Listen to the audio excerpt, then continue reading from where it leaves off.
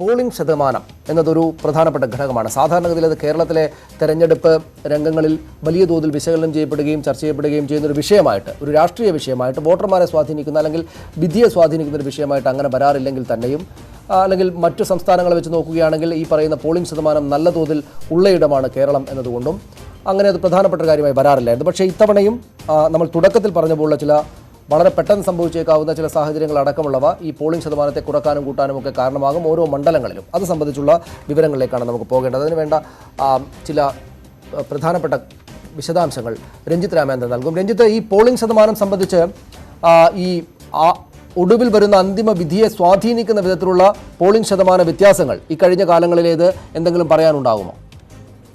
സനീഷ്, അതായത് ഞാനൊരു 10 വർഷം മുമ്പുള്ള കാര്യമാണ് പറയുന്നത്. 10 വർഷം മുമ്പ് നമ്മൾ എടുത്തു കഴിഞ്ഞാൽ പോളിംഗ് ശതമാനം പൊതുവെ കൂടുന്നത് UDF ഗുണം ചെയ്യുമെന്നും കുറയുന്നത് LDF ഗുണം ചെയ്യുക എന്ന് ചില കണക്കുകൾ വന്നിരുന്നു. കാരണം പക്ക ഇടതുപക്ഷ വോട്ടുകൾ പോളിംഗ് ശതമാനം കുറഞ്ഞാലും അത് കൃത്യമായി പോൾ ചെയ്യപ്പെടും.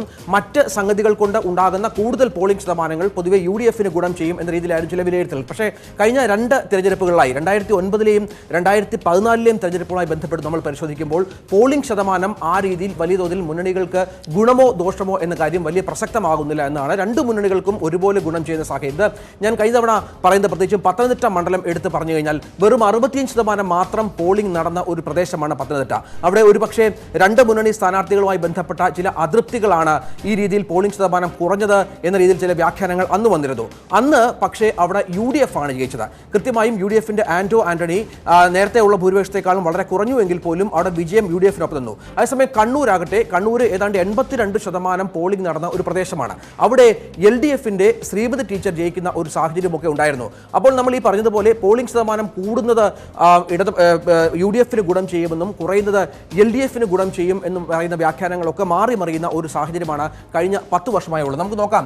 കഴിഞ്ഞ തവണ നമുക്കറിയാം 20 സീറ്റുകളിൽ 12 സീറ്റുകൾ UDF 8 സീറ്റുകൾ LDF ലഭിച്ച സാഹചര്യമായിരുന്നു കഴിഞ്ഞ തവണ നമ്മുടെ ലോക്സഭാ തെരഞ്ഞെടുപ്പുമായി ബന്ധപ്പെട്ട് ഉണ്ടായത്. അവിടെ 75% മുകളിൽ പോൾ ചെയ്യപ്പെട്ട ഏതാണ്ട് 8 മണ്ഡലങ്ങൾ കഴിഞ്ഞ 2014 ലോക്സഭാ ഇലക്ഷനിൽ ഉണ്ടായിരുന്നു. അത് വളരെ പ്രധാനമായി നമുക്കറിയാം. അത്തരത്തിൽ പോൾ ചെയ്യപ്പെട്ട കാസർഗോഡ്, കണ്ണൂര്,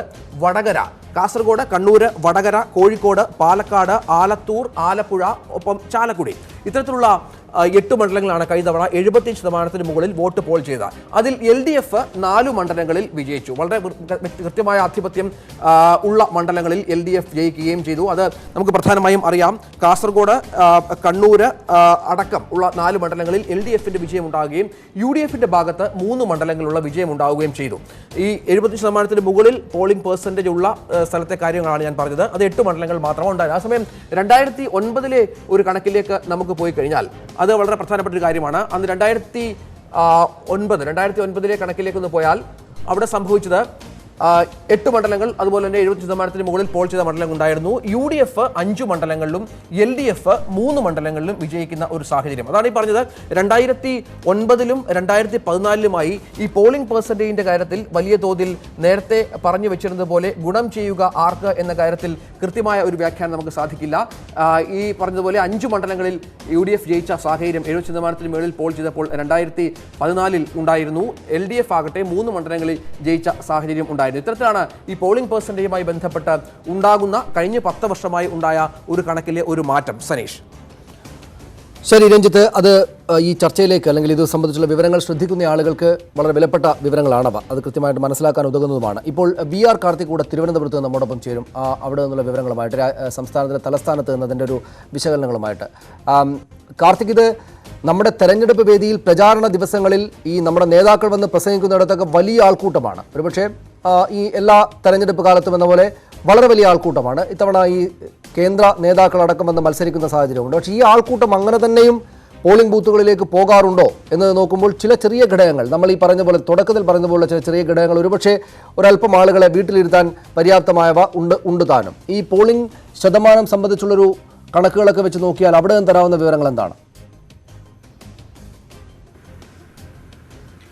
പോളിംഗ് ശതമാനത്തിലെ ഏറ്റക്കുറച്ചിലുകൾ ഏതെങ്കിലും മുന്നണിക്ക് അനുകൂലമാകുമോ പ്രതികൂലമാകുമോ എന്നത് വിലയിരുത്താൻ ഇത്തവണ കഴിയില്ല. കാരണം സംസ്ഥാനത്തെ രാഷ്ട്രീയ സാഹചര്യം അത്തരത്തിലാണ്.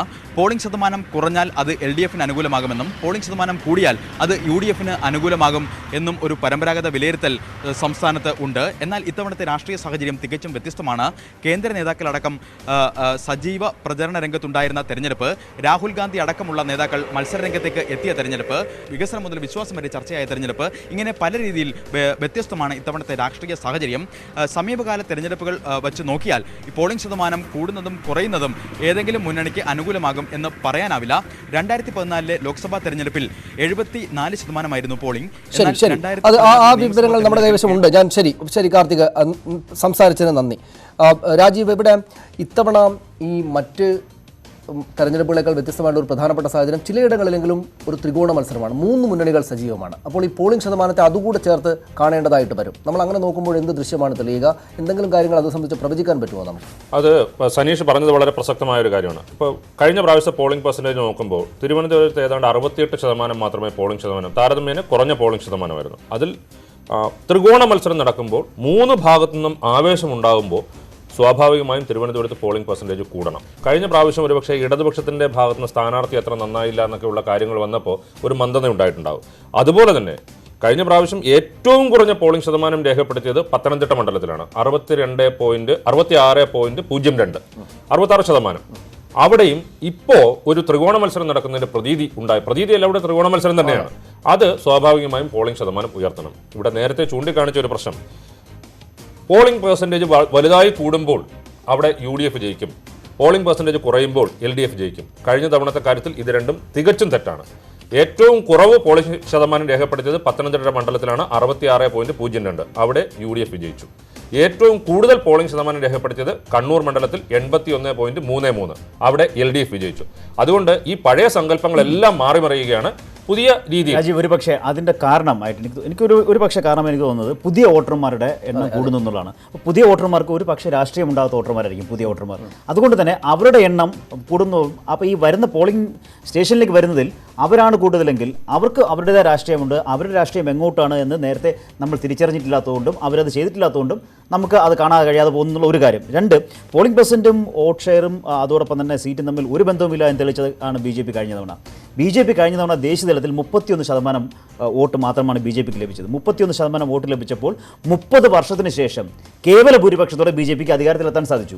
NDA ഒപ്പം നിർത്തിയെങ്കിലും കേവല ഭൂരിപക്ഷമുണ്ട് BJPക്ക്. 30 വർഷത്തിന് ശേഷം കേവല ഭൂരിപക്ഷം നേടുമ്പോൾ BJPക്ക് ആകെ 31% വോട്ട് ശതമാനം. അപ്പോൾ അതുകൊണ്ട് ഈ പോളിംഗ് പെർസെൻറ്റേജിന്റെ ഒരു എക്സ്റ്റൻഷൻ ആണല്ലോ. നമ്മുടെ ഈ ശീലാലെ പുതിയ വോട്ടർമാരുടെ കാര്യം പറഞ്ഞു, യുവാക്കളായ വോട്ടർമാരുടെ, സ്ത്രീകളായ വോട്ടർമാരുടെ കാര്യത്തിൽ പ്രണവരുടെ ഒടുവിൽ വന്ന പുസ്തകത്തിലൊക്കെ പറയുന്നത് അവർ കേരളത്തിലടക്കം വോട്ട് ചെയ്യാതിരിക്കുന്നുണ്ട് എന്നാണ്. ഒരുപക്ഷെ ഇത്തവണത്തേത് ഒരുപക്ഷെ പ്രചാരണ രംഗത്തൊന്നും സജീവമായിരുന്നില്ലെങ്കിലും ശബരിമല, അതോട് ചേർന്ന് നവോത്ഥാന വിഷയങ്ങൾ, സ്ത്രീകളുമായി ബന്ധപ്പെട്ട വിഷയങ്ങളൊക്കെ വന്നതുകൊണ്ട് ഒരുപക്ഷെ അവരുടെ വരവ് കൂടെ കൂടുതലാകാൻ ഇത്തവണ സാധ്യതയുണ്ട് എന്ന് വിചാരിക്കുന്നുണ്ടോ? തീർച്ചയായും ഇത്തവണ ഈ നവോത്ഥാനം എന്നുള്ള പേരിലും അതോടൊപ്പം തന്നെ അപ്പുറത്ത് ഈ അയ്യപ്പന്റെ പേരിലുമൊക്കെ ഇറങ്ങിയ സ്ത്രീകൾ നമ്മൾ കണ്ടതാണ്. ഇവരെല്ലാം ഇത്തവണ പോളിംഗ് ബൂത്തിലേക്ക് എത്തുമെന്ന കാര്യം സംശയമില്ല. അത് ആർക്ക് ഗുണം ചെയ്യും എന്നുള്ളതാണ്. അത് അനുകൂലമാക്കാനുള്ള വലിയ ശ്രമങ്ങളാണ് ഏറ്റവും അവസാന ഘട്ടത്തിൽ, ഇപ്പോൾ പ്രചാരണത്തിന്റെ അവസാന ഘട്ടത്തിൽ, പ്രധാനമന്ത്രി വന്നു പോയ ശേഷമുള്ള അവസാന ഘട്ടത്തിൽ ഏറ്റവും ശക്തമായ ശ്രമം നടക്കുന്നതും അത് അനുകൂലമാക്കാൻ വേണ്ടി. സനീഷ് ഈ പറഞ്ഞ പ്രശ്നം, നാമജപത്തിന് പോയവർ പോകാത്തവർ, അതുപോലെ തന്നെ വനിതാ മതിലിന് പോയവർ പോകാത്തവർ, ഇതെല്ലാം സ്ത്രീകൾ. ഇതിൽ തന്നെ ഏറ്റവും കൂടുതൽ സ്ത്രീകളാണ്. അപ്പോൾ ആ സ്ത്രീകൾ പോളിംഗ് ബൂത്തിലേക്ക് എത്തുന്നുണ്ടോ? എത്ര പേര് അധികം എത്തുന്നു? ഏതായാലും കേരളത്തിൽ എല്ലാ മണ്ഡലത്തിലും സ്ത്രീകളുടെ എണ്ണം, വോട്ടർമാരുടെ എണ്ണം കൂടുതലാണ്. പുരുഷന്മാരെക്കാൾ സ്ത്രീ വോട്ടർമാരുടെ എണ്ണം കൂടുതലാണ്. അതിൽ തന്നെ മറ്റൊരു കാര്യം, മലപ്പുറം ജില്ലയിലാണ് ഏറ്റവും അധികം കേരളത്തിൽ വോട്ടർമാരുള്ളത്. പക്ഷേ അവിടെ താരതമ്യേന ആ 2 മണ്ഡലങ്ങളിലും, പൊന്നാനിയും അതുപോലെ തന്നെ മലപ്പുറത്തും, പോളിംഗ് ശതമാനം താരതമ്യേന കുറവാണ്. അത് കൂടുതലായി വരേണ്ടതുണ്ട്. അവിടെ സ്ത്രീകൾ അധികമായി വോട്ട് ചെയ്യാൻ വരുന്നില്ലേ തുടങ്ങിയ കാര്യങ്ങളൊക്കെ പഠിക്കേണ്ടതാണ്. തീർച്ചയായും അത്തരം സൂക്ഷ്മമായിട്ടുള്ള കാര്യങ്ങളിലേക്ക് ഒരുപക്ഷെ തെരഞ്ഞെടുപ്പിന് ശേഷമാണ് നമുക്ക് പോകാനാവുക എന്നാണ് എനിക്ക് തോന്നുന്നത്. പോളിംഗ് ശതമാനം വളരെ പ്രധാനപ്പെട്ട ഒരു കാര്യമാണ്. നേരത്തെ ഈ ചർച്ച തുടങ്ങുമ്പോൾ, നമ്മുടെ ഈ പരിപാടി തുടങ്ങുമ്പോൾ രാജീവ് ചൂണ്ടിക്കാണിച്ച ഒരുപക്ഷെ നാളെ മഴയുണ്ടായേക്കാം, അതെങ്ങനെ ആളുകളെ ബാധിക്കും, ഈ നാളെ അവധി കിട്ടുമോ ഇല്ലയോ എന്ന കാര്യം എന്തായിരിക്കും, ഇതുപോലുള്ള കുറേയേറെ കാര്യങ്ങൾ കൂടെ, അതായത് നമ്മൾ പ്രത്യക്ഷത്തിൽ പരിഗണിക്കാത്ത ചില സൂക്ഷ്മമായിട്ടുള്ള ഘടകങ്ങൾ കൂടെ ചേർന്നതാണ് പോളിംഗ് ശതമാനം എന്ന ഒരു പ്രധാനപ്പെട്ട കാര്യത്തിലേക്ക് എത്തുക.